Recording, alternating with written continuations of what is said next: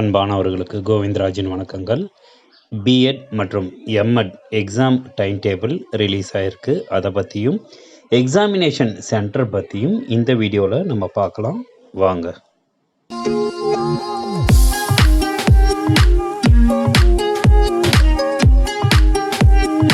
Tamil Nadu teachers education யூனிவர்சிட்டியோட controller of examination அவர்கள் 21/3/2025 அன்று அஃபிலியேட்டட் காலேஜில் இருக்கிற பிரின்சிபாலுக்கு ஒரு சர்க்குலர் அமைச்சிருக்காரு. அந்த சர்க்குலரில் மார்ச் 2025க்கான தேர்வு அட்டவணை, அதாவது examination time table, BEd special education, MEd மற்றும் எம்எட் ஸ்பெஷல் எஜுகேஷன் ஆகிய பிரிவுகளுக்காக எக்ஸாமினேஷன் டைம் டேபிள் வெளியிட்டிருக்காரு. அந்த டைம் டேபிளை இப்போ நம்ம பார்க்கலாம்.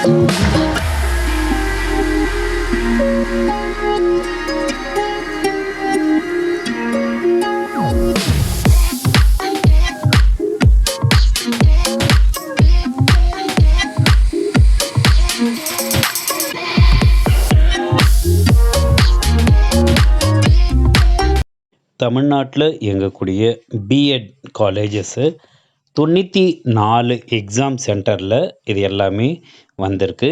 இந்த 94 எக்ஸாமினேஷன் சென்டர் கவர்மெண்ட் காலேஜஸ், அதாவது arts and science, government college of education, அதுக்கப்புறம் government aided colleges, autonomous colleges, இந்த மாதிரி பல்வேறு காலேஜஸ்லேருந்து 94 சென்டரை தேர்ந்தெடுத்து இந்த 94 சென்டருக்கும் அஃபிலியேட்டட் காலேஜஸில் பிஎட் மற்றும் எம்எட் படிக்கக்கூடிய மாணவர்களுக்கு ஒவ்வொரு காலேஜ்லேருந்தும் எவ்வளோ ஸ்டூடெண்ட்ஸ் பிஎட்டு, எவ்வளோ ஸ்டூடெண்ட்ஸ் எம்எட் அப்படின்றத எக்ஸாமினேஷன் சென்டர் கூடவே அதை கொடுத்துருக்காங்க. எந்தெந்த காலேஜ்லேருந்து எவ்வளோ ஸ்டூடெண்ட்ஸ் இந்த தேர்வு எழுதுகிறாங்க அப்படின்ற டீட்டெயில்ஸும் இதில் தெளிவாக கொடுத்துருக்காங்க.